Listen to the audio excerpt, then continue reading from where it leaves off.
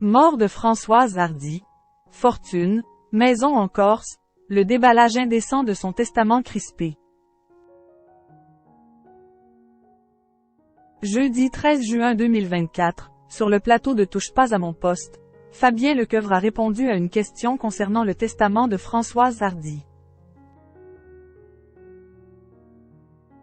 Certains chroniqueurs de l'émission n'ont pas apprécié ce déballage seulement 48 heures après son décès. Mardi 11 juin 2024, à l'âge de 80 ans, Françoise Hardy est morte.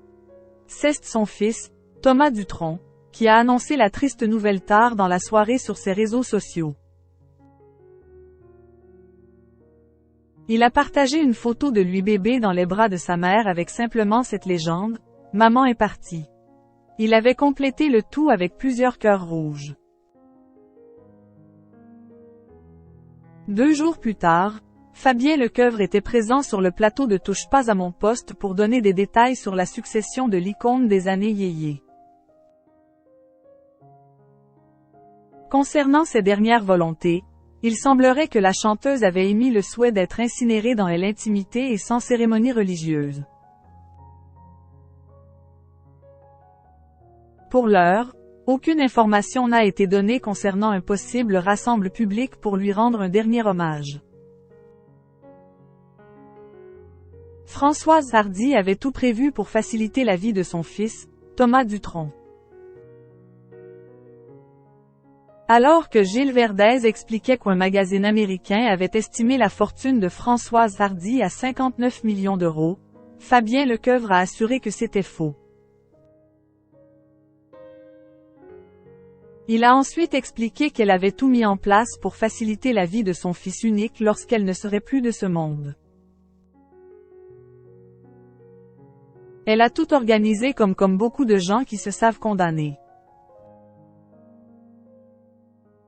Elle a donné la nue propriété, c'est-à-dire les murs de tous ses biens immobiliers, à son fils, et elle garde l'usufruit.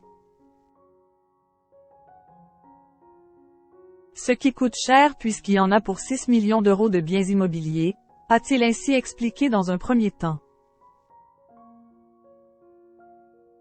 Géraldine Maillet choquée que l'on évoque le testament de Françoise Hardy.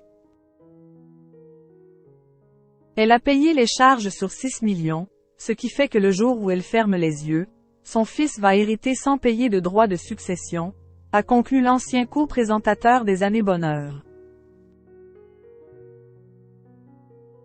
Immédiatement, Géraldine Maillet s'est offusquée que l'on évoque le testament de la chanteuse seulement 48 heures après sa mort. Vous trouvez que c'est le moment de parler de ça? Elle vient à peine de mourir, a-t-elle ainsi lancé à Fabien Lecoeuvre. Ce dernier s'est défendu en assurant qu'il répondait simplement à une question de certains de ses camarades d'émission. Oui certes mais ça me choque.